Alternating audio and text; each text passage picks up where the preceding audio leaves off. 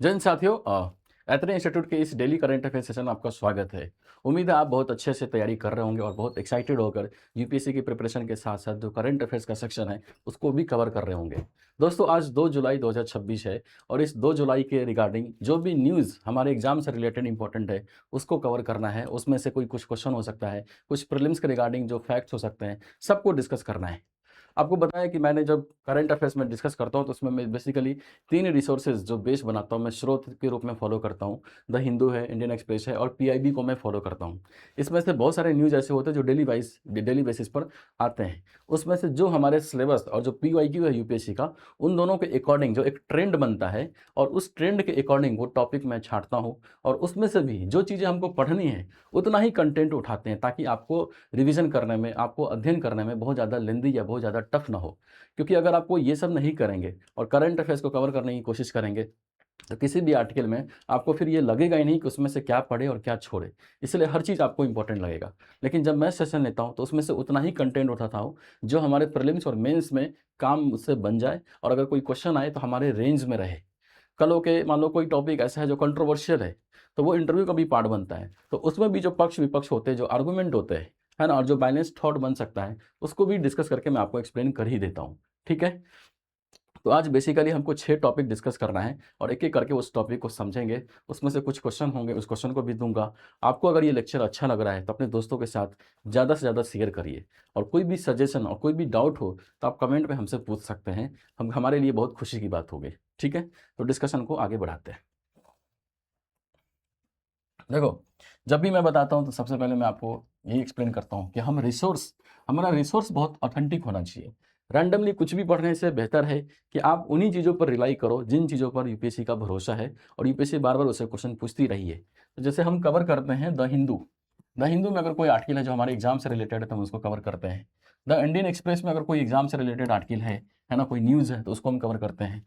PIB में ये government की ऑफिशियल साइट है और डेली डेली बेसिस पर हर घंटे, हर मिनट कुछ ना कुछ इसमें अपडेट आता ही रहता है।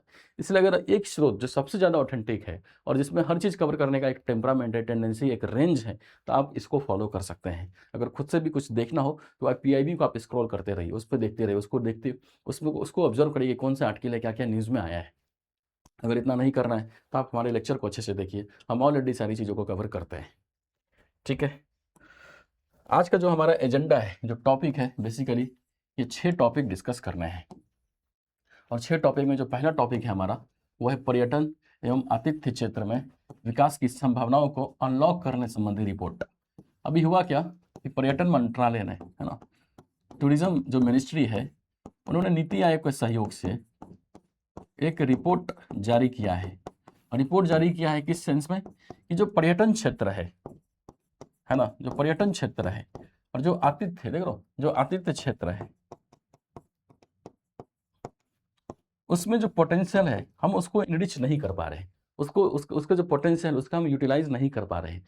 तो कायदे से क्या क्या हर्डल्स है, क्या चुनौती है, क्या पोटेंशियल है, क्या सजेशन हो सकता है, इस सभी चीज़ को मिलाकर नीति आयोग के सहयोग से बेसिकली पर्यटन मंत्रालय ने एक रोड मैप, एक रिपोर्ट जारी किया है जो भविष्य की पोटेंशियल की बात करता है, चुनौतियों को हाईलाइट करता है, कुछ सजेशन भी देता है।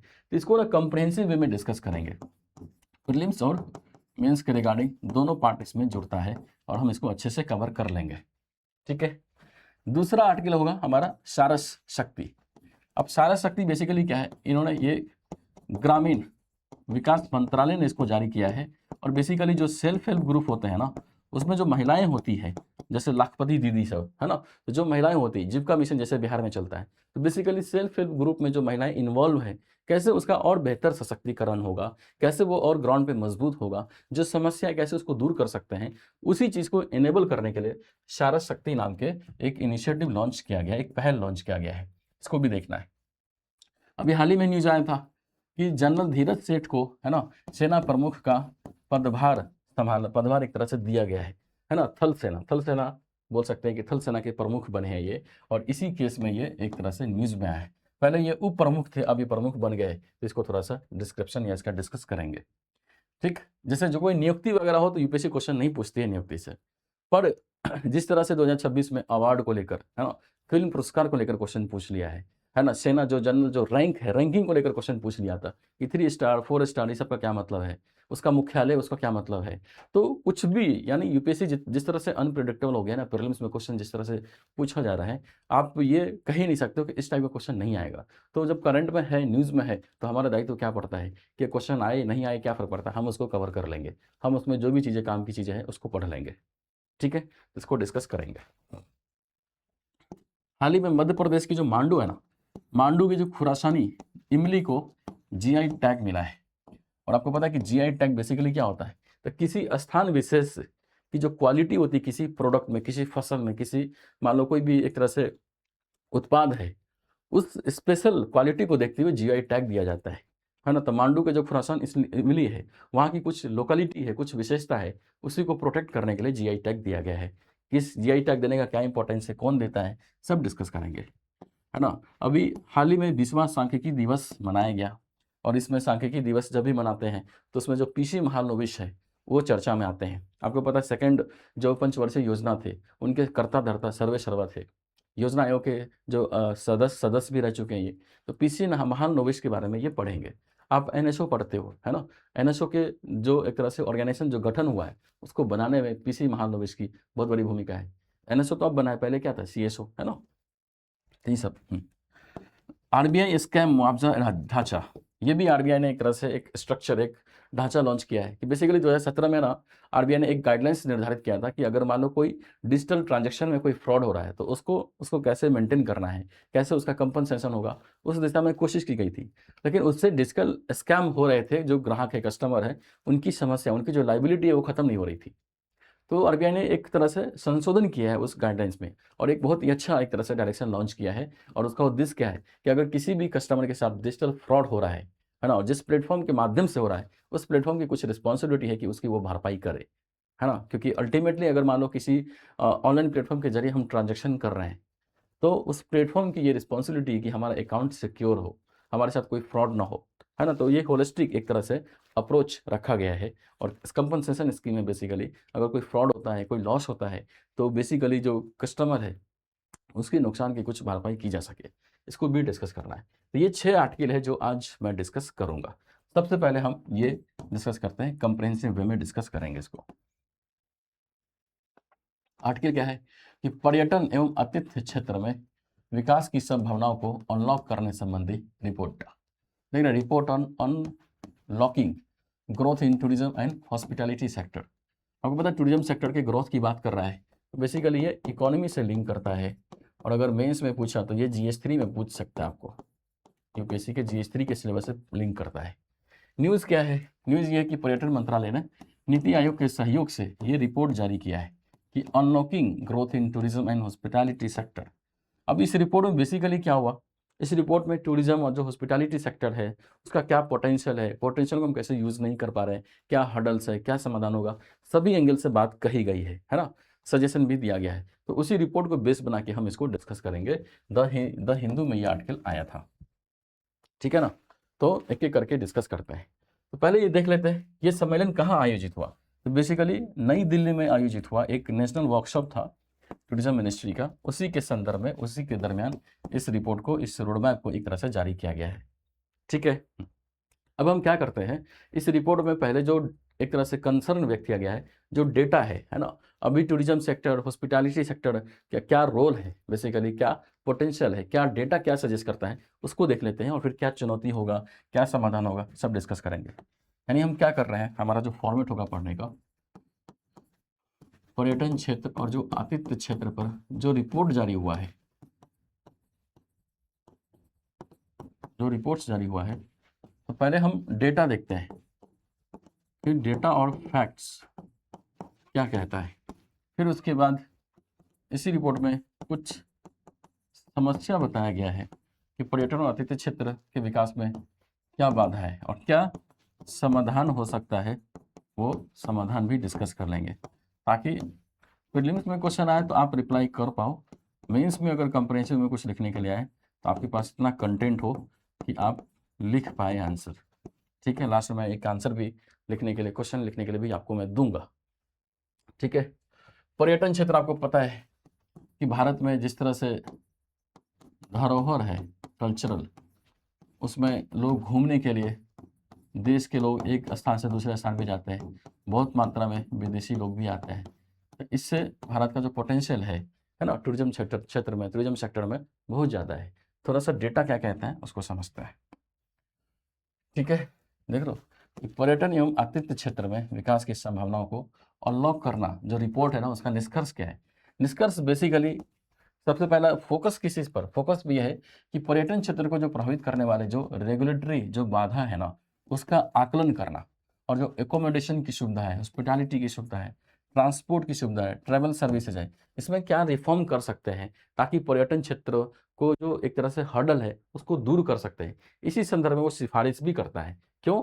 ताकि हम भारत को जो विकसित भारत का जो लक्ष्य है ना 2047, तो विकसित भारत का जो लक्ष्य है उस टारगेट को अचीव करने में पर्यटन क्षेत्र की भी भूमिका को आगे बढ़ाए। समझ रहे हो? इसी उद्देश्य की पूर्ति के लिए ये एक तरह से लॉन्च, या बोल सकते हैं कि ये रिपोर्ट जारी किया गया है। अब क्या निष्कर्ष क्या है, डेटा क्या सजेस्ट करता है, डेटा क्या कहता है उसको देखो।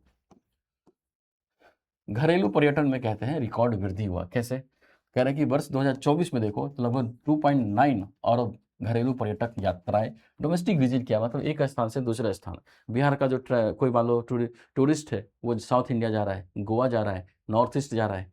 अभी आपको पता है केदारनाथ जाने का जो टेंडेंसी है वो बहुत बढ़ गया है, केदारनाथ की यात्रा बहुत बड़े लेवल पर हो रही है। तो ये सब चीज़ें टेंडेंसी दिख रहा है ना। लेकिन 2019 में देखोगे तो ये था कितना, 2.9 अरब घरेलू पर्यटक थे। तो एक तरह से ग्रोथ को दिखाता है कि जो डोमेस्टिक जो टूरिस्ट है ना उसकी संख्या में वृद्धि आई है। और वृद्धि बहुत सारा कारण है। एक तो सोशल मीडिया है ना, जो फोमो कल्चर है। कोई एक व्यक्ति अगर मान लो केदारनाथ जा रहा है तो उसको देखा देखी उस गांव से बहुत सारे लोग विजिट करते हैं, क्योंकि क्या है, फोमो कल्चर। वो जा रहा है, वीडियो डाल रहा है, रील्स बना रहा है, इसको देखते हुए लोगों को लगता है कहीं हम ना मिस कर जाए, हम भी जाते हैं। तो डोमेस्टिक टूरिज्म या डोमेस्टिक टूरिस्ट काफ़ी बढ़ा है। विदेशी पर्यटकों की भी आगमन एक तरह से बढ़ा है। 2024 में देखोगे तो लगभग तो देखो लगभग 1 करोड़ यानी 99.5 लाख विदेशी पर्यटक आए। इससे भारत को लगभग 35 अरब अमेरिकी डॉलर की विदेशी मुद्रा का एक तरह से फायदा हुआ। क्योंकि जो भी देखो, अगर मान लो भारत में कोई विदेशी पर्यटक आते हैं,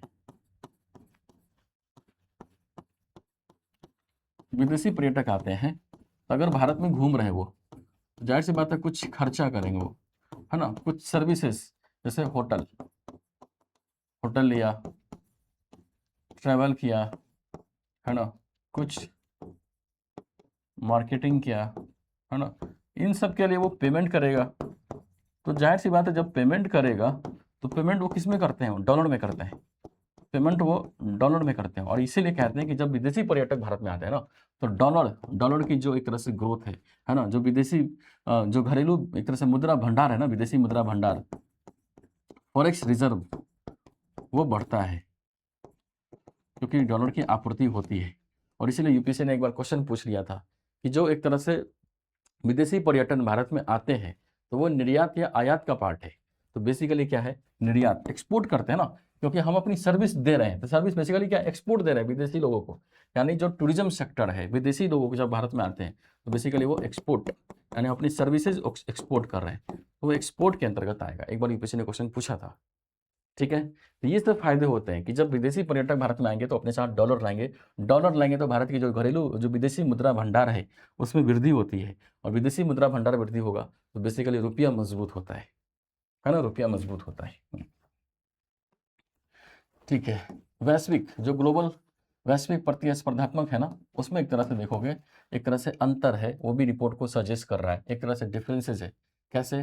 तो भारत की जो ranking travel and tourism development index, इसमें देखोगे तो नेचुरल रिसोर्सेज में 6ठा स्थान है, कल्चरल रिसोर्सेज में 9वां स्थान है, और ओवरऑल जो रैंकिंग है वो क्या 39वां है।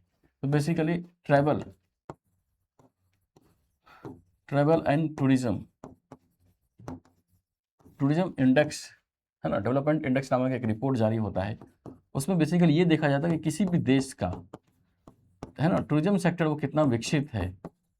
अगर कोई टूरिस्ट विजिट कर रहा है वहाँ पर तो उनको किन किन मुश्किलों का सामना करना पड़ता है, बेसिकली वहाँ पर क्या क्या सुविधा उनको मिलती है, और इसी बेसिस पर रैंकिंग जारी की जाती है।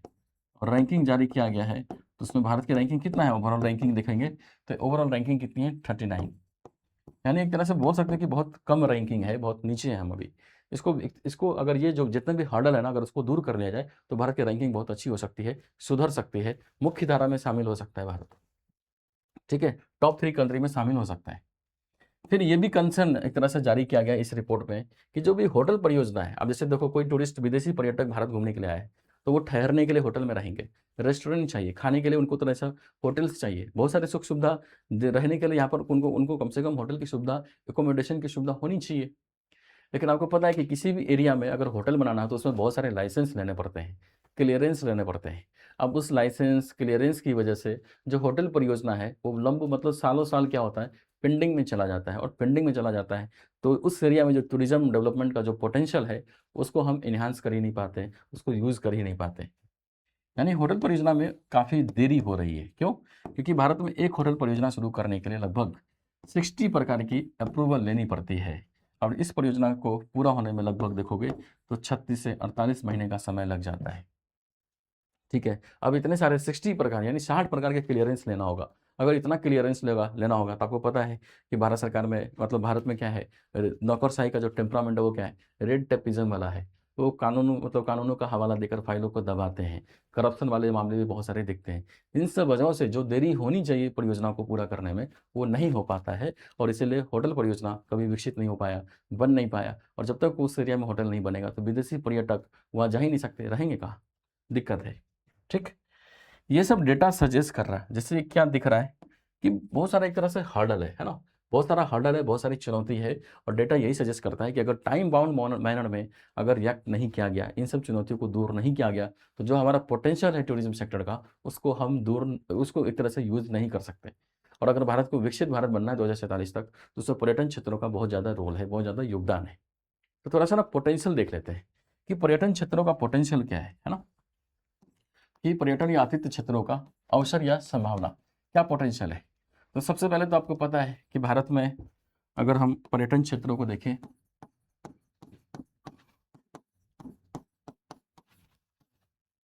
तो अगर मान लो किसी एरिया में, ठीक है, किसी एरिया में अगर पर्यटन क्षेत्र है ना, पर्यटन एक तरह से विकसित हो रहा है, पर्यटन क्षेत्र के रूप में विकसित हो रहा है, तो आपको पता है उस एरिया में क्या होगा, उस एरिया में होटल्स बनेंगे, होटल्स बनेंगे, एक तरह से जो परिवहन की सुविधा है वो सुधरेगा। ठीक, फिर उसके बाद देखोगे तो जो लोग गाइड करते हैं, गाइड्स की नौकरी बढ़ेगी। ठीक, फिर और शॉप्स वगैरह सब खुलेंगे जो नीड होती है। फिर अगर देखोगे तो बेसिकली इसका जो मुख्य धारा के साथ जो मेन सिटी है ना, बोल सकते हो उसके साथ कनेक्टिविटी बढ़ती है और होलिस्टिक डेवलपमेंट होता है, यानी उस एरिया का समावेशी हर एंगल से आपको विकास होता हुआ दिखेगा। ठीक, अगर इतने सारे डेवलपमेंट हो रहे हैं तो आपको पता है कि उस एरिया में रोजगार के भी अवसर बहुत सारा जनरेट होता है। और सबसे पहला पॉइंट तो यही है कि भारत में टूरिज्म सेक्टर में रोजगार जनरेट करने का बहुत ज़्यादा अवसर है, क्योंकि भारत क्या है, एक तरह से विविधताओं का देश है, विविधताओं का देश है।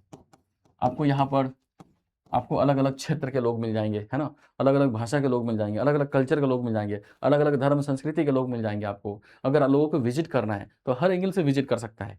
कोई इको टूरिज्म पर्यावरण के दृष्टिकोण से अगर पर्यटन करना चाहता है तो वो नॉर्थ ईस्ट जा सकता है। नॉर्थ ईस्ट में इतने बड़े बड़े जो प्रकृति नेचर के बिलोंगनेस का जो एहसास होता है, आप उसको देख के दंग रह सकते हो। पहाड़ों पे जा सकते हो, उत्तराखंड हिमाचल पर जा सकते हैं।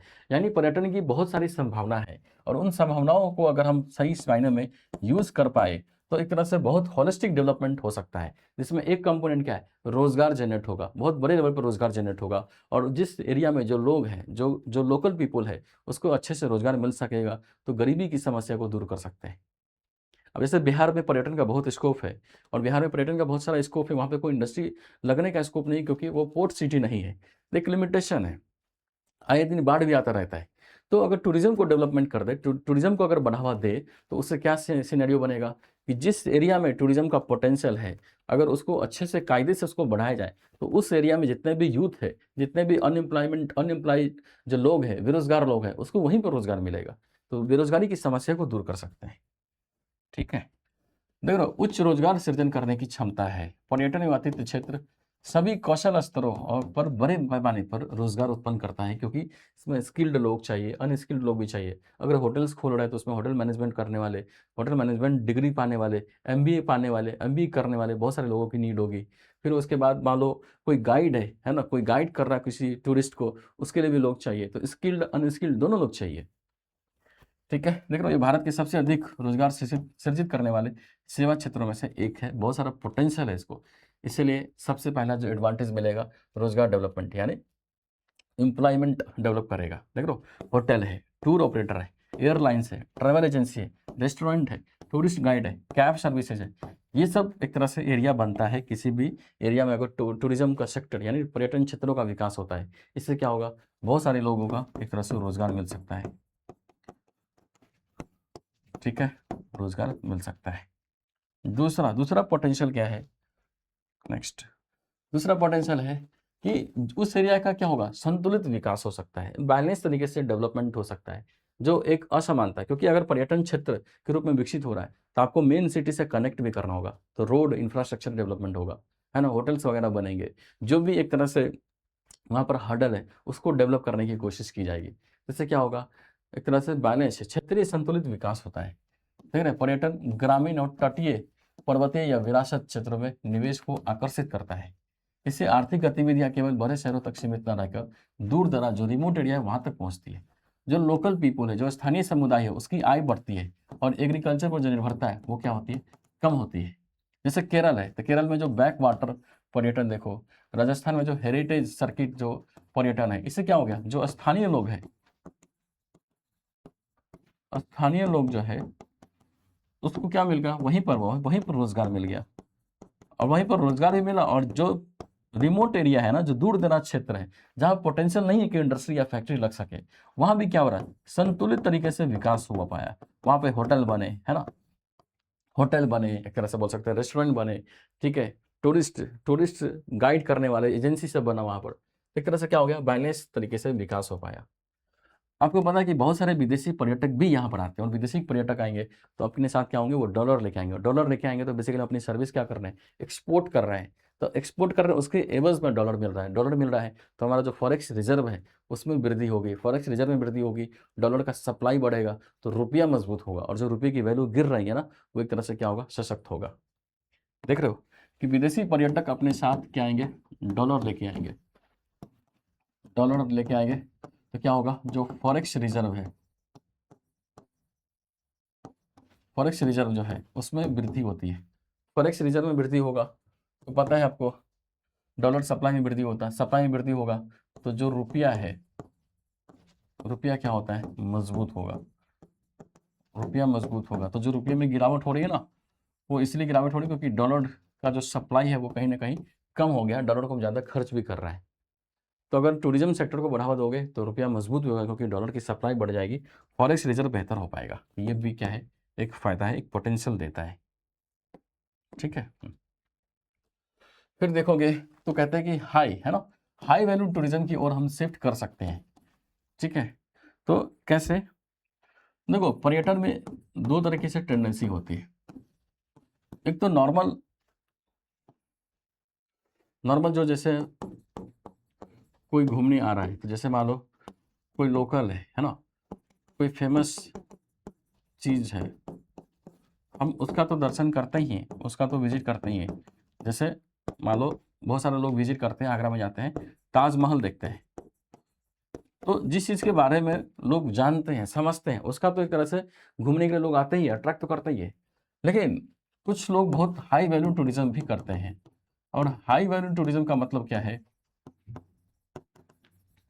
कि लोग घूमने के बजाय वो आते हैं किसी उद्देश्य के लिए। जैसे वो मानसिक शांति प्राप्त करना चाहते हैं, तो उसके बाद क्या होगा, योगा सीखने के लिए भारत में आते हैं, तो योगा टूरिज्म भी कह सकते हो, इससे बढ़ते हैं। बहुत सारे लोग मेडिटेशन के लिए आते हैं, ध्यान करने के लिए आते हैं, विपासना करने आते हैं भारत में। क्यों, क्योंकि मानसिक शांति उनको चाहिए। बहुत सारे लोग इको टूरिज्म भी करते हैं। ये सब क्या है, सोसाइटी के लिए, है ना, एक समाज के लिए, एक व्यक्ति के लिए क्या है, हाई वैल्यू टूरिज्म का एक माध्यम बनता है। क्योंकि इससे क्या होगा, एक इंसान का जो वेलनेस है ना वो बढ़ता है। है ना? तो हाई वैल्यू टूरिज्म की दिशा में हम आगे बढ़ सकते हैं और भारत में बहुत सारा पोटेंशियल है। भारत के जो कल्चरल रिच है, उसमें पोटेंशियल है ना? योगा को बढ़ाने का पोटेंशियल है। योगा का तो हम एक तरह से बोल सकते हैं कि एक तरह से खोज ही किया है ना? एक तरह से हम उसके गॉडफादर हैं। तो यहाँ पर योगा का पोटेंशियल है, मेडिटेशन का पोटेंशियल है, जीवन को कैसे जो कष्ट है, जो मानसिक वेल बीइंग है ना? जो मेंटल वेल बीइंग है, उसको बढ़ाने के लिए बहुत सारे माध्यम यहाँ पर, तो उसकी टूरिज़्म है। आध्यात्मिक स्पिरिचुअल टूरिज़्म को बढ़ावा मिलता है, आध्यात्मिक पर्यटन को बढ़ावा मिलता है। ये सब क्या है? हाई वैल्यू टूरिज़्म है। भारत में बहुत पोटेंशियल है, इस दिशा में कोशिश कर सकते हैं। और ये हाई वैल्यू टूरिज़्म वर्ल्ड में कहीं पर इतना विकसित नहीं है जितना भारत में है। तो भारत के पास क्या है? इस दिशा में तो बहुत सारा पोटेंशियल है। अगर भारत इसको ग्रो करता है, इसको बढ़ावा देता है, इसकी ब्रांडिंग ठीक से करता है, तो बहुत सारे विदेशी पर्यटकों को हम इस दिशा में अट्रैक्ट कर सकते हैं। ठीक है? देख लो, वेलनेस पर्यटन, आयुर्वेद, लग्जरी हेरिटेज होटल, आध्यात्मिक पर्यटन, योगा पर्यटन, ये सब क्या है?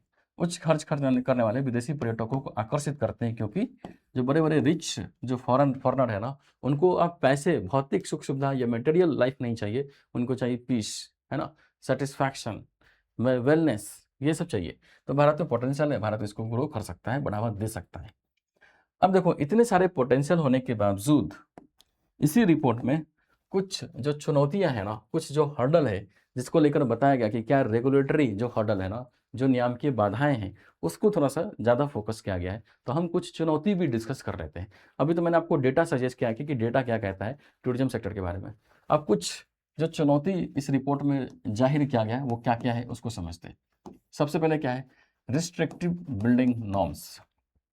अब देखो, अब अगर मान लो जैसे ये कोई क्षेत्र है, कोई रिमोट एरिया है, जैसे बिहार ही मान लो आप, अब आपको लग रहा है कि उसमें पोटेंशियल है बहुत ज़्यादा टूरिज्म को विकसित करने का। ठीक है? अब जैसे जिस एरिया से मैं बिलोंग करता हूँ, वहाँ पर एग्जाम्पल के तौर पर देखना कि वो विद्यापति की जन्मस्थली है। अब वहाँ पर बहुत सारा पोटेंशियल है टूरिज्म को डेवलप करने का। लेकिन अगर टूरिज्म को डेवलप कर रहे हैं आप, टूरिज्म को डेवलप कर रहे हैं, तो एक झटके में थोड़ी ना होगा। उसके लिए फिर आपको क्या होगा? होटल्स बनाने होंगे,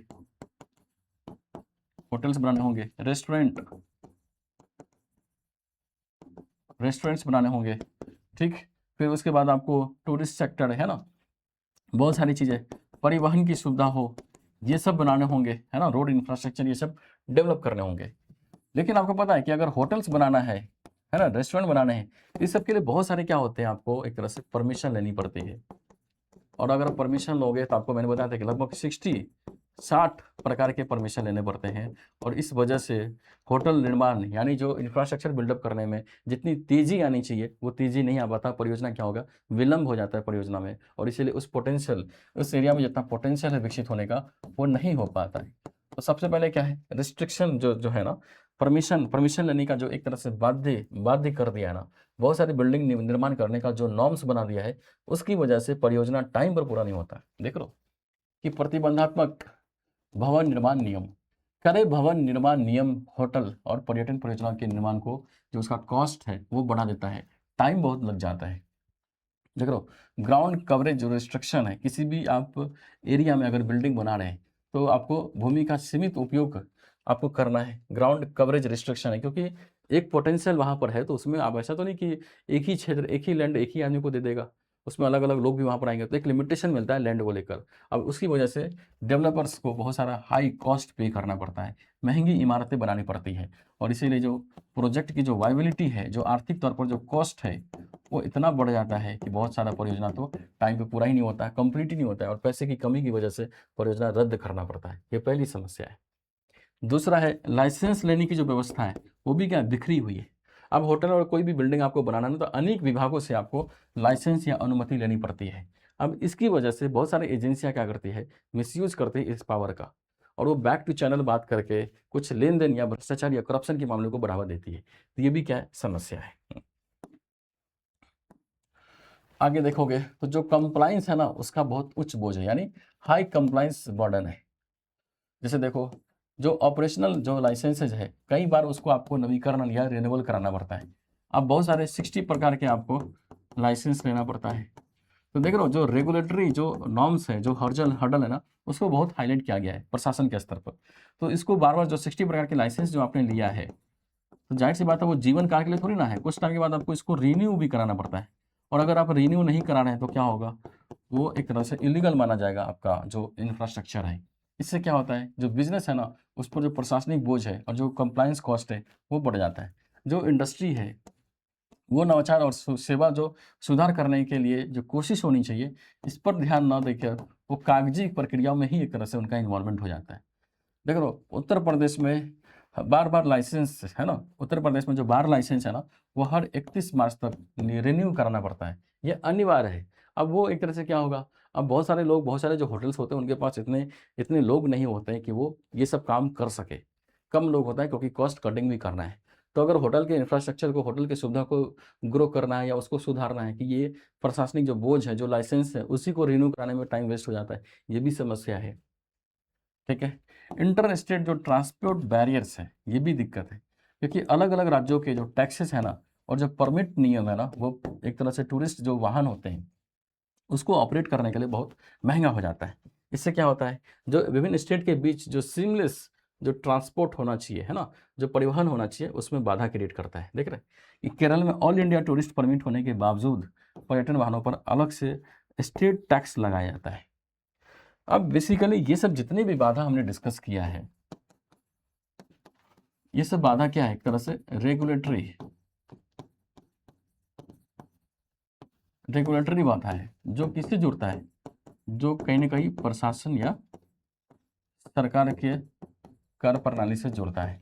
और इसीलिए इस चीज़ को बहुत जोर से हाईलाइट किया गया है, इसको फोकस में डाला गया है और कोशिश किया गया है कि अगर आपको टूरिज्म सेक्टर के पोटेंशियल को एक तरह से इन्हांस करना है, उसको यूज़ करना है, तो इन सब समस्याओं को सबसे पहले समाधान किया जाए।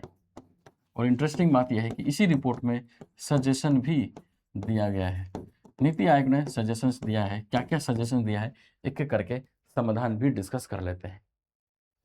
ठीक है, देख रहे हो क्या क्या सिफारिश किया है नीति आयोग ने इसी रिपोर्ट में, क्योंकि ये जो रोड मैप जारी किया गया, ये जो रिपोर्ट जारी किया गया वो पर्यटन मंत्रालय के सहयोग से नीति आयोग को भी सहयोग था, दोनों ने मिलकर एक तरह से रिपोर्ट जारी किया है। तो सबसे पहले क्या सजेशन है कि जो बिल्डिंग निर्माण है ना उनका जो नियम है उसको उदारीकरण यानी उसमें ढिलाई दो, उसको थोड़ा सा लचीलापन बनाओ। देख रहे हैं कि होटल या पर्यटन परियोजनाओं के लिए जो अप्रूवल्स की जो प्रक्रिया है उसको तेज करो और बिल्कुल एक तरह से सरल बनाओ। इससे क्या होगी, परियोजनाओं की लागत कम होगी, लागत कम होगी तो जो प्राइवेट इन्वेस्टमेंट है वो बढ़ेगा तो बहुत बड़े लेवल पर जो होटल्स है वो निर्मित होगा और किसी एरिया में, किसी क्षेत्र में है ना, पर्यटन सुविधाओं को, पर्यटन पोटेंशियल को विकसित करने के लिए जो जरूरी निर्माण है वो पूरा हो सकेगा। फिर दूसरा है कि लाइसेंसिंग जो प्रणाली है ना उसको सिंप्लीफाई करो। जो 60 प्रकार के जो लाइसेंस मिलते हैं ना उसको क्या करो, सिंगल विंडो क्लियरेंस के माध्यम से आगे बढ़ सकते हैं। कि अगर मान लो आपको दिख रहा है कि भाई किसी क्षेत्र में कोई परियोजना पूरी करनी है तो उसके लिए 60 प्रकार के लाइसेंस लगने पड़ते हैं, देने होते हैं, लेने होते हैं। अब क्या करो, उसको उस 60 प्रकार के लाइसेंस को क्लब करके एक ही सिंगल विंडो लाइसेंस के जरिए हर हर परमिट जो भी उसको रिक्वायरमेंट है वो मिल जाए। इससे क्या होगा कि एक ही तरीके से एक ही बार मेहनत करना है और एक बार उसको परमिट या लाइसेंस मिल गया तो फिर वो 60 जो 60 अलग अलग विभाग है, डिपार्टमेंट है, वहाँ के चक्कर नहीं लगाने होंगे। तो क्या करना है, लाइसेंस जो प्रणाली है उसको सुधारना है और सिंगल विंडो क्लियरेंस यानी अप्रूवल प्रणाली को लागू करना है। इससे क्या होगा कि जो डुप्लीकेशन होता है, रिपीटेशन होता है लाइसेंस और जो परमिशन है उससे हम बच सकेंगे। यह है अगला सजेशन। नेक्स्ट है कि जो पर्यटन जो परिवहन है ना उसमें रिफॉर्म करो। तो जैसे मैंने बताया ना कि अंतरराज्य जो इंटर स्टेट जो एक तरह से जो परिवहन है, इंटर स्टेट जो ट्रांसपोर्ट है उसमें जो टैक्स लगते हैं है ना उसको या तो ख़त्म करो नहीं तो कम करो। इसमें रिफॉर्म करने की ज़रूरत है, सुधार करने की ज़रूरत है। और अगर पर्यटन के उद्देश्य से अगर अंतर्राज्यीय परिवहन है ना, इंटर स्टेट एक तरह से ट्रांसपोर्ट हो रहा है, ठीक, विभिन्न स्टेटों के बीच में अगर ट्रांसपोर्ट हो रहा है विभिन्न राज्यों के बीच में तो उसमें छूट दिया जाए या उसके लिए कुछ एक पॉलिसी बना सकते हैं ताकि जो कॉस्ट है ना वो बहुत ज़्यादा ना बढ़े, कॉस्ट को हम कम कर सकें। जो टोल टैक्स लेना पड़ता है ये सब चीज़ों की वजह से बहुत ज़्यादा टैक्स बढ़ जाता है तो पर्यटन क्या होता है, बहुत महंगा हो जाता है। टूरिज्म जो सेक्टर है उसमें क्या एक तरह से हर्डल है। तो ऑल इंडिया परमिट की व्यवस्था की जा सकती है। देख रहे हो, पूरे देश में पर्यटन वाहनों के लिए यूनिफॉर्म नियम लागू किए जाए। फिर उसके बाद जो फॉरेस्ट कह रहा जो फॉरेनर्स जो आते हैं भारत में, जो विजिट करते हैं, उनमें वीज़ा की समस्या होती है। तो वीज़ा लेने की समस्या को दूर करने के लिए क्या कर सकते हो कि वीज़ा ऑन अराइवल या ई वीज़ा में रिफॉर्म कर सकते हैं। तो वीज़ा ऑन अराइवल की सुविधा दे सकते हैं, बहुत सारे देश देते भी है। अधिक देशों तक अगर इसको विस्तार करेंगे तो बहुत सारे जो फॉरेनर्स है उसको हम अट्रैक्ट कर सकते हैं। ई वीज़ा की जो प्रक्रिया है उसको सरल बनाओ। इंटरनेशनल जो पेमेंट सिस्टम है उसको भी सहज बनाओ, सरल बनाओ, ताकि किसी भी लोकल करेंसी, मान लो कोई फॉरेनर्स है, वो अफ्रीका से है, तो अफ्रीका के लोकल करेंसी में भी अगर मान लो उसके पास डॉलर नहीं है, पे करना चाहता है, तो वो इतनी सुविधा यहाँ पर होनी चाहिए कि उसको दिक्कत ना हो पेमेंट करने में। कोई ना कोई मैकेनिज्म बिल्डअप किया जा सकता है। इससे क्या होगा, अधिक से अधिक फॉरेनर्स को हम अट्रैक्ट कर सकते हैं और जो पोटेंशियल है उसको हम बढ़ा सकते हैं। ठीक है, ये सब कुछ सजेशन है जिसको बोल सकते हैं कि नीति आयोग ने सजेस्ट किया है। अब देखो, इस पूरे टॉपिक को हमने होलिस्टिक वे में डिस्कस कर लिया। पहले हमने क्या डेटा सजेस्ट करता है, डेटा क्या है, क्या वस्तु स्थिति है उसको देखा, क्या संभावना है वो देखा, क्या चुनौती है वो देखा, फिर नीति आयोग ने क्या सजेशन किया है वो देख लिया। ठीक, तो इस क्वेश्चन को आप लिखना, क्योंकि ये टॉपिक जो है ना प्योरली मेंस वाला ही है। तो टॉपिक देखो, क्वेश्चन देखो कि भारत में पर्यटन एवं आतिथ्य क्षेत्र में अपार संभावनाओं के बावजूद जो रेगुलेटरी बाधाएं हैं इसकी विकास क्षमता को सीमित करती है। Unlocking growth in tourism and hospitality sector report के संदर्भ में भारत के पर्यटन क्षेत्र के समक्ष प्रमुख चुनौती, अभी मैंने चुनौती बता दिया, इसको लिख लीजिए आप। फिर कह रहा है कि इसमें इसको विकसित भारत 2047 तक एक तरह से विकास इंजन के रूप में अगर बनाना है पर्यटन क्षेत्र को, तो क्या सुधार कर सकते हैं वो बताइए। तो अभी मैंने आपको समाधान भी बता दिया है ना। आपको करना क्या है, बस इस क्षेत्र से संबंधित कुछ डेटा, कुछ फैक्ट्स बता दो भूमिका में, और फिर निष्कर्ष कंक्लूड कर दो और बोल दो कि अगर विकसित भारत तक पर्यटन के जो योगदान है उसको बढ़ाना है, तो उसमें पर्यटन क्षेत्र में जो भी समस्या है उसको दूर करना है, और नीति आयोग को इस रिपोर्ट को बेस बना के उन समस्या को दूर कर सकते हैं। ये सजेशन दे दीजिए, ये क्वेश्चन क्या हो जाएगा, कंप्लीट हो जाएगा। इस क्वेश्चन को लिखना है सबको, ठीक है, लिखिएगा। नेक्स्ट आर्टिकल है जो छोटा सा है, वो क्या है, सारस शक्ति से रिलेटेड है। अब देखो ये किस कॉन्टेक्स्ट में आया है इसको समझना, ठीक है, ये भी पीआईबी पर आया हुआ है। देख लो कि हाल ही में ग्रामीण विकास मंत्रालय ने राष्ट्रीय ग्रामीण विकास सम्मेलन 2026 के दौरान सारस शक्ति, है ना, सारस शक्ति कलेक्शन तथा सारस शक्ति कॉफी टेबल बुक, है ना, इसका शुभारंभ किया है। तो आपको पढ़ना क्या, सारस शक्ति से रिलेटेड इनिशिएटिव लॉन्च किया गया है। तो सारस शक्ति है क्या, बेसिकली देख लो ग्रामीण विकास मंत्रालय ने लॉन्च किया है। अब देखो मैं आपको बता देता हूँ कि जैसे भारत में अगर आप जाएंगे, भारत के अलग अलग हिस्सों में self help group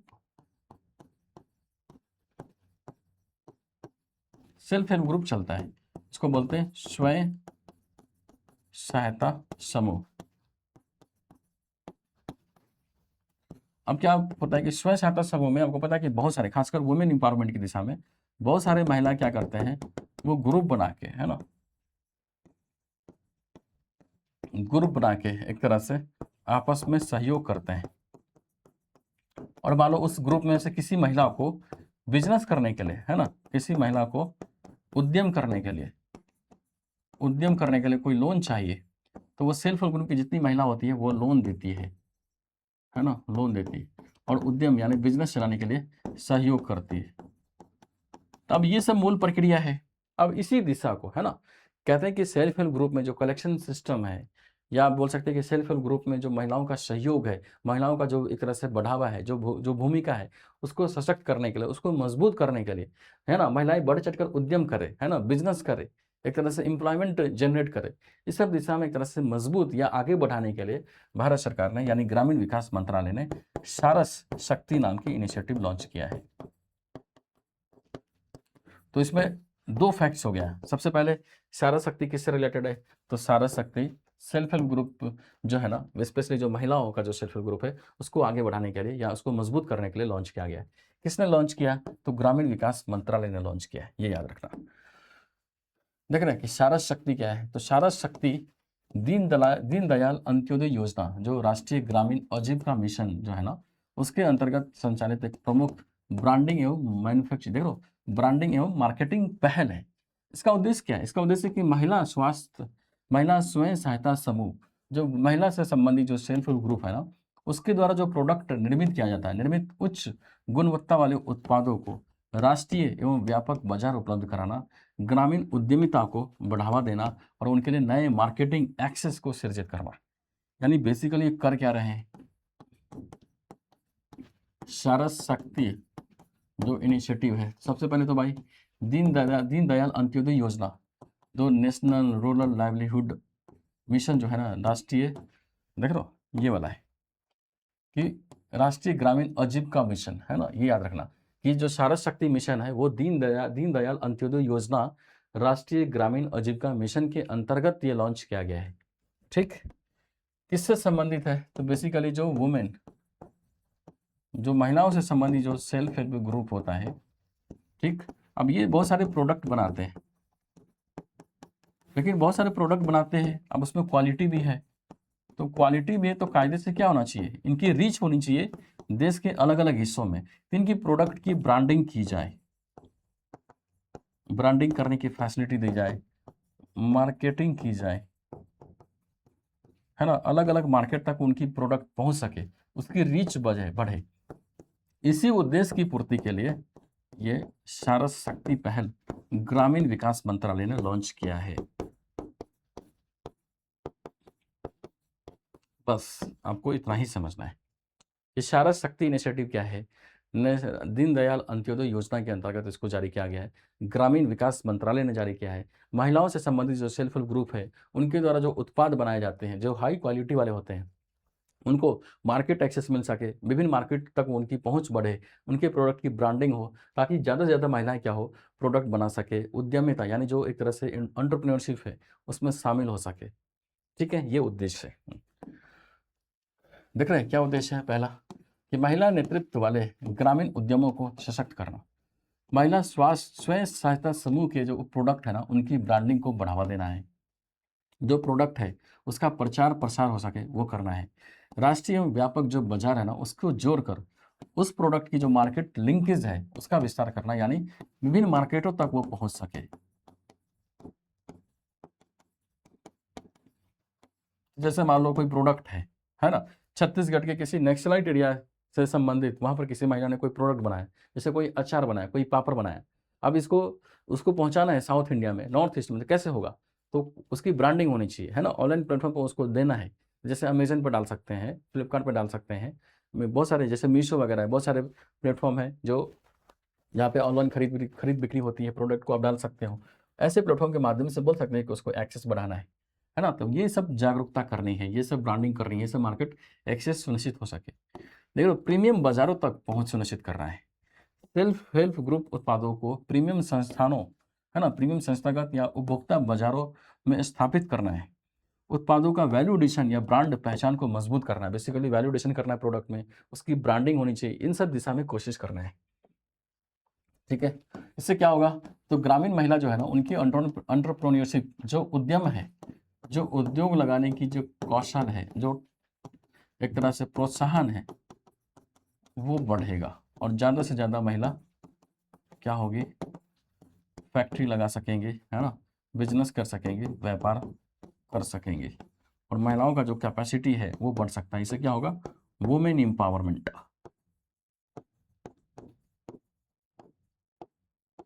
women empowerment को सुनिश्चित कर सकते हैं। ये तो ब्रॉड लेवल पर जो उद्देश्य है ना वो है।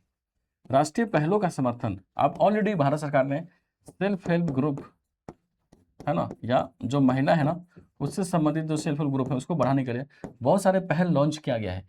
तो सारा शक्ति क्या है, उसी पहल की दिशा में, यानी उस पहल को और मजबूत करेगा। जैसे लाखपति दीदी है ना, लाखपति दीदी का पहल है, इसको भी गति देगा। विकसित भारत 2047 का टारगेट है भारत सरकार का कि इसमें समावेशी या महिला नेतृत्व वाला ग्रामीण विकास हो सके, है ना, वुमेन एम्पावरमेंट हो सके। तो सारस जो पहल है वो इस दिशा में भी कोशिश कर रहा है। यानी बेसिकली सारस इनिशिएटिव के माध्यम से अगर महिलाएं सशक्त हो रही है, तो भारत सरकार के जो विभिन्न पहल है उसका जो उद्देश्य है कि महिलाओं को आगे बढ़ाए, वो भी पूर्ति हो रहा है, वो भी इनेबल हो रहा है, वो भी उस लक्ष्य को भी प्राप्त करने में ये सहयोग कर रहा है। इस वजह से ये लॉन्च हुआ है। ठीक है, आसान सा टॉपिक था, देख रहे हैं, तो याद रखना यूपीएससी का फैक्ट्स इसमें क्या है। पहल का नाम क्या है, सारा शक्ति, किसने लॉन्च किया, किस योजना के तहत है, तो दीनदयाल अंत्योदय योजना राष्ट्रीय ग्रामीण आजीविका मिशन के तहत इसको लॉन्च किया गया है। लाभार्थी कौन है? जो महिला स्वयं सहायता समूह है उसको मिलेगा। उद्देश्य क्या है? ब्रांडिंग करना, उत्पादों का मार्केटिंग करना, मार्केट एक्सेस या लिंकेज देना और महिला नेतृत्व वाले जो ग्रामीण उद्यम है ना उसका सशक्तिकरण करना। संबंधित जो लाखपति दीदी है, जो आत्मनिर्भर भारत है और जो विकसित भारत 2047 का जो लक्ष्य है उसको प्राप्त करने में ये शारदा शक्ति इनिशिएटिव एक तरह से मदद करता है, हेल्प करता है। ठीक है, नेक्स्ट है कि जनरल धीरज सेठ ने सेना प्रमुख का पदभार ग्रहण किया है। ये पीआईबी का न्यूज़ है कि जनरल धीरज सेठ ने एक तरह से बोल सकते हो कि सेना प्रमुख का पदभार ग्रहण किया है। कौन सेना? थल सेना। देख लो कि जनरल धीरज सेठ ने औपचारिक रूप से भारतीय सेना के 31वीं है ना 31st chief of army staff के रूप में कार्यभार ग्रहण किया है। उन्होंने जनरल उपेंद्र द्विवेदी का स्थान लिया है, जो 40 से अधिक वर्षों की विशिष्ट सेवा के बाद एक तरह से रिटायर हो गए। बेसिकली क्या है, जो भारतीय सेना है ना उसके 31वें चीफ ऑफ आर्मी स्टाफ बने हैं। तो इसमें दो चीज़ें हैं, पहले तो जो जनरल धीरज सेठ है इनके बारे में बताओ, और दूसरा कि चीफ ऑफ आर्मी स्टाफ क्या होते हैं इसके बारे में बताओ। क्योंकि इस बार ना जो आर्मी जनरल्स होते हैं, जो उनके रैंक होते हैं, जो स्टार होते हैं, 3 स्टार 4 स्टार, इस सब के बारे में क्वेश्चन आया था। तो थोड़ा सा पढ़ लेते हैं, डिटेल में थोड़ा समझ लेते हैं ताकि प्रीलिम्स में क्वेश्चन आए तो बन सके। मेंस में तो इसमें कोई इंपॉर्टेंट का नहीं है, प्रीलिम्स वाला ही इंपॉर्टेंट का है। ठीक है, तो पहले चीफ ऑफ आर्मी स्टाफ का मतलब क्या है? ठीक, तो देख लो, चीफ ऑफ आर्मी स्टाफ, तो जो भारतीय सेना है ना, थल सेना, भारतीय सेना बोल सकते हो कि ये भारतीय सेना के प्रमुख होते हैं और जो भी डिसीजन, जो भी निर्णय करना है सेना के रिगार्डिंग वो इन्हीं के द्वारा लिया जाता है ना। तो बेसिकली जैसे प्रशिक्षण देना है, प्रशिक्षण कार्यक्रम कैसे चलेगा उसमें हेल्प करेगा, सरकार को कोई राय देनी है ना उसमें हेल्प करेगा, रक्षा मंत्रालय में संबंधित जो भी पॉलिसी बनानी है, ठीक है, रक्षा मंत्रालय में, डिफेंस मिनिस्ट्री में मान लो सेना को मजबूत करने के लिए, देश को मजबूत करने के लिए कोई पॉलिसी बनाना है, उसके नीति निर्माण में ये हेल्प करता है चीफ ऑफ आर्मी स्टाफ, है ना। निर्माण में मदद करता है। यही सब इनका एक तरह से क्रियाविधि है। थोड़ा पढ़ते हैं फिर कि थल सेना अध्यक्ष यानी चीफ ऑफ आर्मी स्टाफ भारतीय थल सेना के पेशेवर यानी प्रोफेशनल हेड होते हैं, तो ऑपरेशनल लीडर भी होते हैं। वे 4 स्टार जनरल के पद पर आसीन होते हैं। याद रखना, चीफ ऑफ आर्मी स्टाफ क्या होते हैं? 4 स्टार जनरल के पद पर आसीन होते हैं। बेसिकली भारतीय थल सेना के संगठन, प्रशिक्षण, जो युद्ध की तैयारी है ना, जो ऑपरेशनल तैयारी है, जो आधुनिकीकरण की प्रक्रिया है, उसके लेकर उत्तरदायी होते हैं। इन सब में सभी डिसीजन वो चीफ ऑफ आर्मी स्टाफ ही लेते हैं। वे रक्षा मंत्रालय को है ना लैंड वारफेयर से संबंधित प्रमुख सैन्य सलाह भी प्रदान करते हैं। और वो चीफ ऑफ स्टाफ समिति जो होते हैं ना, चीफ ऑफ स्टाफ समिति के अस्थायी सदस्य भी होते हैं। और चीफ ऑफ स्टाफ समिति में आपको पता है कि एक तरह से बोल सकते हैं कि ये सेना के क्षेत्र में है ना, डिफेंस के क्षेत्र में एक ऐसा बॉडी है जो बेसिकली जो विभिन्न जो सेना है, थल सेना, वायु सेना, जल सेना, उनमें एक तरह से बोल सकते हैं कोऑर्डिनेशन का काम करता है। तो उसके ये अस्थायी सदस्य होते हैं थल सेना के प्रमुख या चीफ ऑफ आर्मी स्टाफ। ठीक है, अब देखो चीफ ऑफ आर्मी स्टाफ की भूमिका क्या है? तो बेसिकली भारतीय थल सेना को लीडर या कमान देना, राष्ट्रीय सुरक्षा और जो सीमा है ना उसकी रक्षा हेतु सैन्य तैयारी सुनिश्चित करना, युद्ध है ना, आतंकवाद रोधी अभियान यानी आतंकवाद को काउंटर करने के लिए जो अभियान चलाए जाते हैं, है ना, कभी कभी डिजास्टर मैनेजमेंट के सेना के क्षेत्र में जो सेना का मदद है उसके लिए हेल्प करते हैं, है ना। सेना का आधुनिकीकरण कैसे हो सके, हथियार का आधुनिकीकरण कैसे होगा, ट्रेनिंग में कैसे आधुनिकीकरण को शामिल करें, किस तरह से नए नए प्रणाली उसमें शामिल की जाए, है ना। देखो प्रशिक्षण जो कैपेसिटी बिल्डिंग है ना उसकी निगरानी भी करते हैं ये चीफ ऑफ आर्मी स्टाफ। और बेसिकली जो डिफेंस मंत्रालय है उसमें जो सैन्य मामला है ना उस पर कोई भी स्ट्रेटजिक अगर राय चाहिए, है ना, कोई सलाह चाहिए, कोई पॉलिसी निर्माण करना है, उसमें ये मदद भी करते हैं। तो ये सब काम क्या है? चीफ ऑफ आर्मी स्टाफ का। और इसी पद पर वो नियुक्त हुए जनरल धीरज सेठ। तो थोड़ा सा अब उस पर्सन के बारे में समझ लेते हैं कि जनरल धीरज सेठ कौन है। तो देखो जनरल धीरज सेठ भारतीय सेना के एक अत्यंत सम्मानित 4 स्टार जनरल है। ये उनका फिगर है ना, 4 स्टार जनरल है। लगभग 4 दशक यानी 40 साल का इनका एक तरह से सैन्य अनुभव है। और बेसिकली वो विभिन्न पदों पर भी रह चुके हैं। 1997 के बाद देखेंगे तो आर्म्ड कॉर्प्स से भारतीय सेना का नेतृत्व करने वाले वो पहले अधिकारी है। पहले आर्म्ड कॉर्प्स में थे, फिर उसके बाद भारतीय सेना का लीडर किया। आर्म्ड कॉर्प्स से ये इन्होंने क्या बोल सकते हैं कि ये चीफ ऑफ आर्मी स्टाफ बने। इनकी उपलब्धि क्या है तो देखोगे तो 2 प्रमुख सेना कमानों का नेतृत्व कर चुके हैं। कैसे? तो जनरल धीरज सेठ ने दक्षिण पश्चिम कमान, है ना, और फिर उसके बाद साउदर्न कमान, है ना, दक्षिण कमान, दोनों का एक तरह से नेतृत्व किया था। तो दक्षिण पश्चिम कमान वहाँ पर जो एरिया है उसमें जो मिलिट्री कैसे काम करेगा, आर्मी कैसे काम करेगा, उनको एक तरह से हेड थे, ये लीड कर चुके हैं। साउदर्न कमांड कैसे काम करेगा उनको भी लीड कर चुके हैं। देख लो 2.5 वर्ष तक भारत के महत्वपूर्ण ऑपरेशनल क्षेत्रों में एक तरह से लीडरशिप की भूमिका यानी लीडरशिप प्रदान किया है, और इसी वजह से एक अच्छा खासा लंबा अनुभव है, और इसी अनुभव के एवज में इनको पुरस्कृत किया गया है, और इन्हीं के अनुभव को यूज़ करने के लिए इनको चीफ, है ना, देख लो नए आर्मी चीफ बनाया गया है। ठीक, विशिष्ट। अब इन्होंने काम कैसे किया है, कौन कौन सा काम किया है ऑपरेशनल लीडरशिप में देखोगे तो जो है ना सुदर्शन चक्र जो कोर है, ठीक, 21 है ना 21 सुदर्शन चक्र जो कोर है बेसिकली उसकी कमान भी संभाल चुके हैं ये।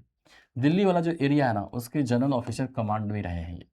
जम्मू कश्मीर में देखोगे तो काउंटर इंसर्जेंसी बल का ना बेसिकली सफल नेतृत्व भी कर चुके हैं। जम्मू कश्मीर में आतंकवाद को खत्म करने के लिए जो काउंटर इंसर्जेंसी जो पहल चली गई थी उनको भी लीड कर चुके हैं वो। सेना के आधुनिकीकरण की दिशा में प्रयास भी कर चुके हैं। अभी क्या थे ये 49वां एक तरह से vice chief of army staff थे। ठीक, लेकिन जब vice chief of army staff थे तो उन पद पर रहते हुए उन्होंने बहुत अच्छा काम किया। कैसे? तो लॉन्ग टर्म मिलिट्री प्लानिंग तैयार किया, कैपेबिलिटी डेवलपमेंट के लिए कोशिश किया, है ना, इमर्जिंग टेक्नोलॉजी का सेना में कैसे यूज़ किया जाए और कैसे सेनाओं को एक तरह से जो आर्मी है उनको कैसे ट्रेनिंग दी जाए, इन सब की कोशिश की। कब? जब ये वाइस, है ना, जब उप थल सेना अध्यक्ष थे। अब इसको परमानेंट बना देंगे, एक तरह से पूरा एक तरह से आर्मी स्टाफ बोल सकते हैं कि आर्मी प्रमुख ही बना दिया है। यानी 40 साल का लंबा अनुभव है। ठीक, विभिन्न जो प्रोजेक्ट है, विभिन्न जो पहल है उनको वो लीड कर चुके हैं, और इससे पहले वो वाइस, है ना, देख लो कि vice chief of army staff थे, तब इनको क्या बोलते हैं, चीफ ऑफ आर्मी स्टाफ बना दिया है, यानी आर्मी प्रमुख बना दिया है। यानी आर्मी सर्वे सर्वा, आर्मी के क्षेत्र में क्या है सबसे बड़ा पोस्ट है, सर्वे सर्वा इनको बना दिया है। ठीक है, तो ये ध्यान रखेंगे। चलो नेक्स्ट आर्टिकल है कि मांडू के खुरासानी इमली को मिला जीआई टैग। अब मांडू कहाँ पर है तो मध्य प्रदेश है। अब ये पीआईबी का आर्टिकल था, है ना, नहीं द हिंदू का आर्टिकल है कि GI tag puts Mandu Khurasani imli on the global map. Basically हुआ क्या कि मध्य प्रदेश का एक एरिया है मांडू, वहाँ पर ना एक तरह से बाओबाब फल होते हैं, जिसे स्थानीय रूप में क्या बोलते हैं उसको, खुरासानी इमली, है ना। तो जो मध्य प्रदेश के मांडू रीजन का जो बाओबाब फल है जिसको लोकल लेवल पर खुरासानी इमली यानी इमली के नाम से जाना जाता है, उसको जीआई टैग दिया है। अब जीआई टैग दिया तो ऑफिशियल रिकॉग्निशन मिल गया, इनका प्रोटेक्शन होगा, कंजर्वेशन होगा, इस दिशा में कोशिश होगा। ठीक, तो थोड़ा सा हम क्या कर लेते हैं इसमें, पहले तो ये जो खुरासानी इमली है वो क्या है। ठीक, इसको पढ़ने के बाद जीआई टैग से संबंधित थोड़ा सा फैक्ट्स देखेंगे कि जीआई टैग देता क्यों है, क्यों इंपॉर्टेंस है, कि अगर जीआई टैग इन फसल को मिला है तो इससे क्या एडवांटेज इनको मिलता है, सबको समझना है। ठीक है, तो देखो खुरासानी इमली का जो परिचय है इसको थोड़ा समझ लो आप। तो बेसिकली ना ये हल्के रंग का फल है जिसका स्वाद तीखा है ना, खट्टा मीठा की तरह से होता है, जो इमली का जो टेस्ट है ना उसकी तरह से होता है। इसको ना मेडिकल पर्पस की वजह से भी यूज करता है, और चूंकि मध्य प्रदेश के मांडू रीजन का एक लोकल फसल है तो ये कल्चरल वैल्यूज भी ऐड करता है। और आपको पता है कि जब भी कोई प्रोडक्ट, है ना, प्रोडक्ट किसी लोकल प्लेस से जुड़ जाता है और उसमें कुछ विशिष्ट गुण होते हैं तो उसी प्रोडक्ट को जीआई टैग मिलता है। क्यों? ताकि उस स्थान की विशेषताओं से वो युक्त है तो उसको प्रोटेक्ट करने के लिए वो डाला जाता है। जैसे दार्जिलिंग टी, अब दार्जिलिंग टी है क्या है तो दार्जिलिंग से जुड़ा हुआ है, दार्जिलिंग रीजन से जुड़ा हुआ है, तो उस स्थान की पहचान को प्रोटेक्ट करने के लिए जीआई टैग दिया जाता है। ठीक है, तब किसी प्रोडक्ट में अगर किसी स्थान विशेष की विशेषता है तो उसको कंजर्व करने के लिए जीआई टैग मिलता है। अब इसी पता आपको ये बाओबाब वृक्ष है जिसको स्थानीय तौर पर ये खुरासान इमली कहा जाता है। और बाओबाब वृक्ष बेसिकली जो बोलते हैं कि मोटा तना वाला होते हैं, देख लो कि बाओबाब वृक्ष जो वृक्ष है इसको वैज्ञानिक नाम क्या है, एडनसोनिया डेजीडेटा कहा जाता है। ये अपने विशाल जन भंडारण वाले तने और उल्टे वृक्ष जैसी शाखाओं के लिए प्रसिद्ध है। इसे मांडू का एक प्रमुख स्थल चिन्ह बनाता है ना, एक तरह से पहचान भी बनाती है। कहते हैं कि लगभग 6ठी शताब्दी 6 शताब्दी पहले देखोगे तो अफगान और अरब व्यापारी द्वारा मांडो में ये पौधा ये एक तरह से लाया गया था। और फिर ये जब पौधा लाया गया, एक तरह से जो खुरासान इमली है या बाओबाब जो वृक्ष है, ये एक तरह से बोल सकते हैं कि विदेशी है ना, अफगान या अरब व्यापारी द्वारा लाया गया और वहाँ पर एक तरह से उगाया गया, उसको एक तरह से फसल लगाया गया और फिर वो अनुकूलन कर लिया, एक तरह से अडाप्ट कर लिया इन्वायरमेंट को, तो फिर वहाँ की स्थानीय विशेषता एक तरह से रूप में जुड़ गया, कल्चरल इम्पैक्ट हो गया। ठीक है, देखो ये है खुरासान इमली का, एक तरह से जैसा इमली होता है उसी टाइप का है। यह है बाओबाब वृक्ष, मोटा इसका एक तरह से वो है ब्रांच है। जल ग्रहण क्षमता काफ़ी होती है, अधिक होती है इसकी। ठीक है, तो ये जो वृक्ष है जिसको जीआई टैग मिला है, एक तरह से जो खुरासानी इमली जिसको जीआई टैग मिला है, ये कहाँ पर है? मध्य प्रदेश के मांडू रीजन से बिलोंग करते हैं। जीआई टैग मिलने से क्या एडवांटेज है उसको भी समझेंगे, और सबसे पहले जीआई टैग होता क्या है उसको समझो। तो जीआई मतलब ज्योग्राफिकल इंडिकेशन टैग। ये क्या होता है? तो ज्योग्राफिकल इंडिकेशन टैग एक बौद्धिक संपदा अधिकार है ना, इंटेलेक्चुअल प्रॉपर्टी राइट्स है, जो किसी ऐसे उत्पाद को दिया जाता है जिसकी विशिष्ट गुणवत्ता या अनविशिष्टता किसी विशेष भौगोलिक क्षेत्र में जुड़ी होती है। यानी जैसे मान लो ये एक एरिया है, अब यहाँ पर कोई ऐसा प्रोडक्ट है ना, जिसकी जो विशेषता है ना, उस विशिष्ट जो विशेषता है वो किसी स्थान विशेष से जुड़ा हुआ है।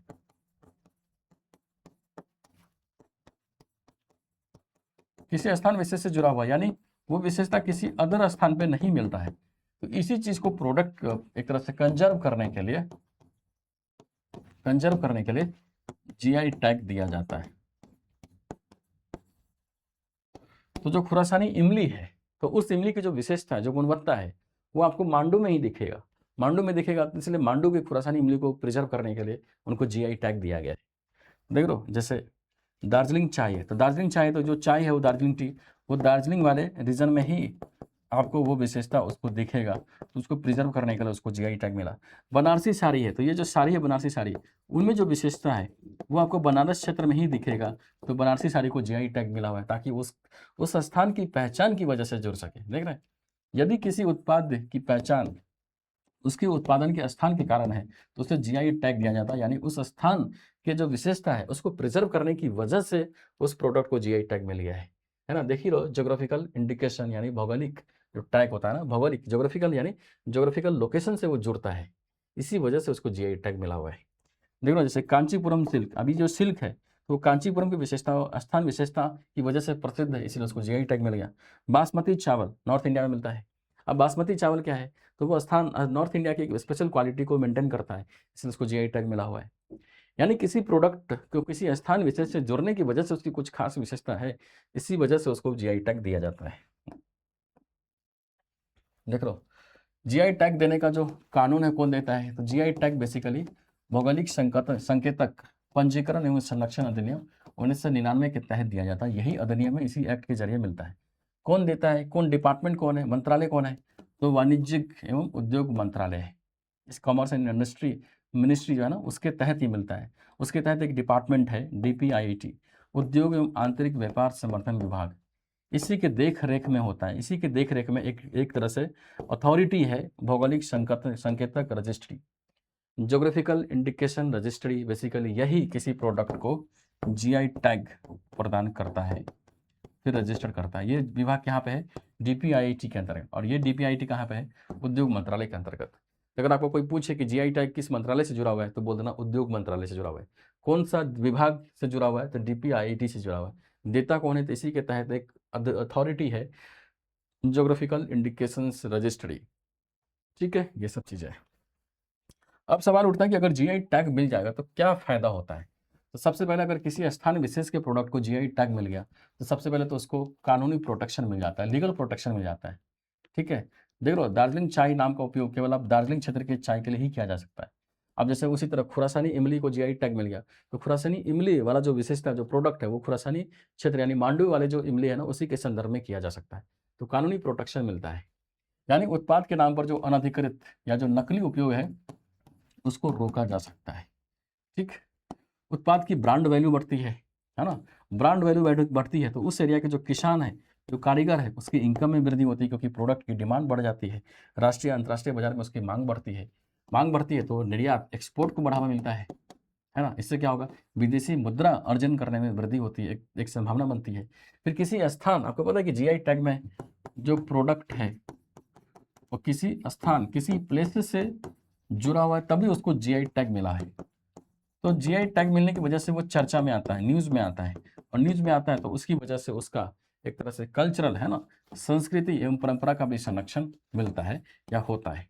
तो देखो, ट्रेडिशनल जो आर्ट है, जो शिल्प है, तकनीक है, जो स्थानीय ज्ञान है, उसको बढ़ावा मिलता है, उसको कंजर्वेशन मिलता है। तो अगर मांडू के खुरासानी इमली को अगर ये एडवांटेज मिल सकता है, मिलेगा भी क्योंकि उनको जीआई टैग मिल गया है, तो उनकी वजह से ये फायदा उसको दिखेगा। ठीक है, अगला आर्टिकल है विश्व सांख्यिकी दिवस। अब क्या हुआ, सांख्यिकी एवं कार्यक्रम क्रियान्वयन मंत्रालय जो मॉस्पी है ना, वो 29 जून 2026 को विश्व सांख्यिकी दिवस मनाया। कार्यक्रम का आयोजन कैसे हुआ, तो आपको पता ये प्रोफेसर पीसी महालनोबिस की लगभग 133वीं जयंती के उपलक्ष्य में किया गया था। क्योंकि जैसे ही पीसी महालनोबिस का जो जन्म दिवस है ना, उन्हीं के उपलक्ष्य में ये सांख्यिकी दिवस मनाया जाता है। उसमें दो चीज़ें पढ़ना हमको, एक प्रोफेसर पीसी महालनोबिस कौन है, इनके बारे में थोड़ा सा डिटेल में जानना है। और सांख्यिकी दिवस मैंने बता ही दिया आपको कि सांख्यिकी दिवस पीसी महालनोबिस के जन्म दिवस के अवसर पर ही मनाया जाता है। तो ये पीआईबी का न्यूज़ था, पीआईबी का आर्टिकल था। ठीक है, तो राष्ट्रीय सांख्यिकी दिवस क्या है, एक चीज़ ये पढ़ो आप कि राष्ट्रीय सांख्यिकी दिवस बेसिकली भारत सरकार ने 2007 में 29 जून को सांख्यिकी दिवस के रूप में घोषित किया, जो प्रोफेसर पीसी महालनोबिस की विरासत को सम्मानित करते हुए एक वार्षिक श्रद्धांजलि के रूप में मनाया जाता है। उद्देश्य क्या है, सामाजिक आर्थिक जो योजना है, जो नीति निर्माण है, उसमें जो डेटा है, जो सांख्यिकी है, उसकी क्या भूमिका है, उसके प्रति जनता, विशेषकर जो युवा है ना, उनके बीच जागरूकता उत्पन्न करना। 2026 में ये मनाया जा रहा है, तो 2026 की थीम क्या है, unlocking the potential of administrative data. Basically data के संदर्भ में जो जागरूकता हो सकता है उसको बढ़ाना है। ठीक है, तो ये राष्ट्रीय सांख्यिकी दिवस है, बेसिकली प्रोफेसर पीसी महालनोबिस जो है ना, उनकी जयंती के रूप में इनको मनाया जाता है। ठीक है, सवाल उठता है कि पीसी महालनोबिस कौन है, ये याद रखना क्योंकि ये बहुत सारा इंपॉर्टेंट फैक्ट्स है इसमें। तो प्रोफेसर पीसी महालनोबिस का पूरा नाम क्या है, प्रशांत चंद्र महालनोबिस। इनको ना बेसिकली भारतीय सांख्यिकी स्टैटिस्टिक्स का जनक माना जाता है।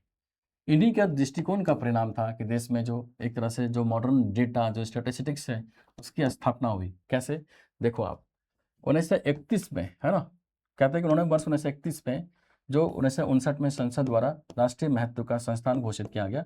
बेसिकली क्या है, भारतीय सांख्यिकी संस्थान।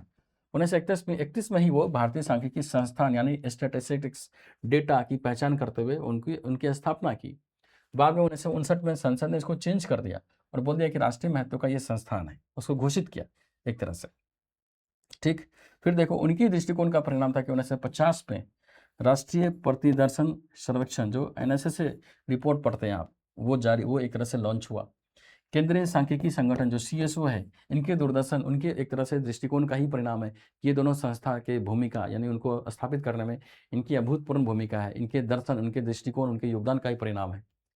तो बेसिकली क्या है कि भारत में जो स्टैटिस्टिक्स है, जो डेटा है, अभी भारत इतना डेवलप कर पाया और उसके संदर्भ में जो भी इंस्टीट्यूशन है, चाहे सीएसओ हो गया या एनएसएस हो गया, इसमें महालनोबिस का बहुत ज़्यादा रोल है, बहुत ज़्यादा योगदान है। और इसलिए भारत सांख्यिकी के ये जनक माने जाते हैं, फादर ऑफ इंडियन स्टैटिस्टिक्स बोलते हैं इनको। आर्थिक, आपको पता है कि जब आज़ादी के बाद देश के विकास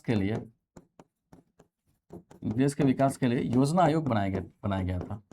और योजना आयोग क्या करता था, पंचवर्षीय योजना जारी करता था। बेसिकली 5 वर्षों का जो विकास का जो ढांचा है, जो स्ट्रक्चर है, उसको एक तरह से प्लानिंग करता था। तो कहते हैं कि प्रथम योजना आयोग के एक सदस्य भी रह चुके हैं। ये स्वतंत्र भारत के पहले योजना आयोग के प्रमुख सदस्य भी थे। और ये जो दूसरी पंचवर्षीय योजना थी ना, बेसिकली उनका मसौदा तैयार करने में इन्होंने बहुत महत्वपूर्ण भूमिका निभाई। और इसी वजह से जो दूसरी पंचवर्षीय योजना है उसको महालनोबिस मॉडल भी कहते हैं। इसी मॉडल में बेसिकली देखोगे तो तीव्र भारी जो इंडस्ट्रियल डेवलपमेंट है, जो कैपिटल निवेश है, इन्वेस्टमेंट है, उसको प्राथमिकता दी। कहते हैं महालनोबिस एक तरह से नेहरू जी सोशलिस्ट विचारक थे। महालनोबिस क्या थे? बेसिकली बोल सकते हैं कि वो इंफ्रास्ट्रक्चर, इंडस्ट्री, कैपिटल इंटेंसिव जो एक तरह से ग्रोथ है, उस पर फोकस कर रहे थे।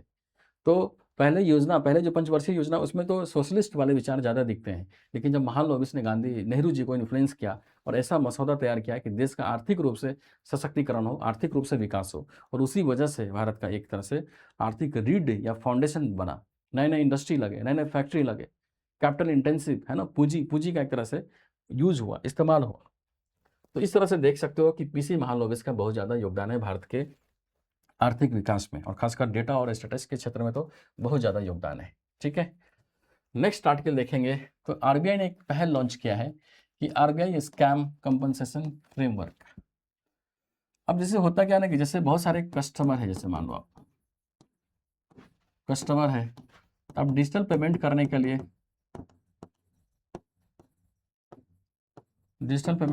आप बहुत सारे ऐप्स यूज़ करते हैं या प्लेटफॉर्म यूज़ करते हैं, और मान लो उस प्लेटफॉर्म के जरिए आपके साथ क्या हो गया, डिजिटल फ्रॉड हो गया, है ना, और उससे क्या होगा, आपका पैसा या मनी लॉस हो गया।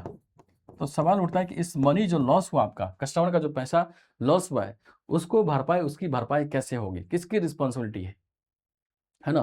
तो बेसिकली इसी लॉस को भरपाई करने के लिए आरबीआई ने एक कंपनसेशन स्कीम या फ्रेमवर्क लॉन्च किया है।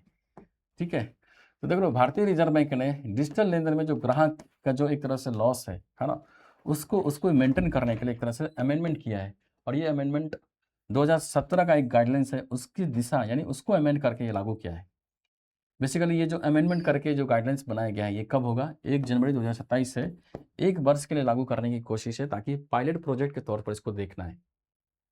ठीक है, पायलट प्रोजेक्ट के तौर पर देखना है, अगर ये काम बहुत अच्छा से किया तो फिर क्या होगा, इसको लागू कर सकते हैं लंबे टाइम तक के लिए।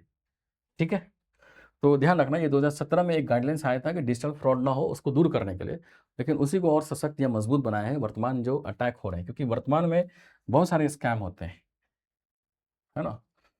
देखो ना कि यह एक नियामकीय वित्तीय सुरक्षा तंत्र है, जिसे भारतीय रिजर्व बैंक ने बैंक ग्राहकों को डिजिटल भुगतान धोखाधड़ी से सुरक्षा प्रदान करने के लिए विकसित किया है।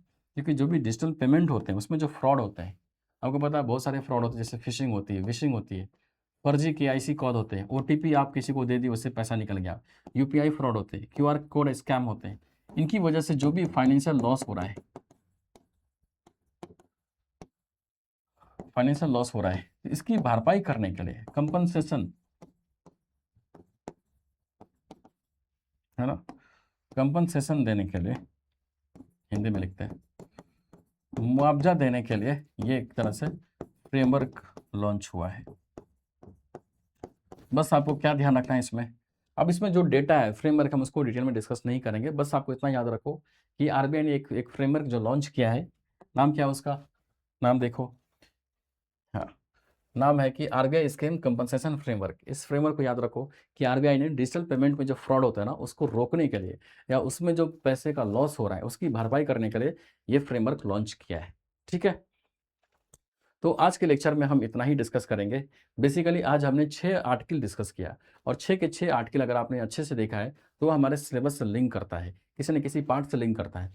उसमें भी हमने उतना ही पढ़ा है जो हमारे काम का है, बहुत ज़्यादा अनावश्यक विस्तार नहीं किया है। जैसे इसी आर्टिकल में कोई डेटा पढ़ सकता है, उसमें बहुत सारे जो फैक्ट्स हैं वो हम डिस्कस कर सकते थे, पर उतना डेटा काम का नहीं है। एक बेसिक तरीके से ध्यान में रखो कि ये किस थीम से रिलेट करता है, क्या पर्पस है, और इतना ही मैंने डिस्कस करके ये आर्टिकल आपको समझा है।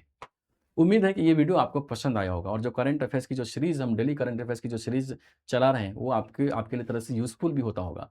और अगर आपके लिए यूज़फुल है, आपको पसंद आ रहा है, आपके लिए काम का है, तो इस वीडियो को ज़्यादा से ज़्यादा शेयर करें, ताकि जो आपके फ्रेंड्स हैं, जो भी यूपीएससी की तैयारी कर रहे हैं, वो भी खास करके जो हिंदी मीडियम के बच्चे हैं, उनको करंट अफेयर्स में कोई दिक्कत या कोई प्रॉब्लम ना आए। चैनल को भी सब्सक्राइब करें, और साथ में जो बेल आइकन है उसको भी दबाएँ, क्योंकि जैसे ही हम कोई वीडियो डालेंगे तो आपको एक नोटिफ़िकेशन जाएगा, तो आप उसको क्या हो सकते हैं, समय रहते आप उसको देख सकते हैं। ठीक है? मिलते हैं अगले क्लास में, तब तक के लिए जय हिंद, जय भारत।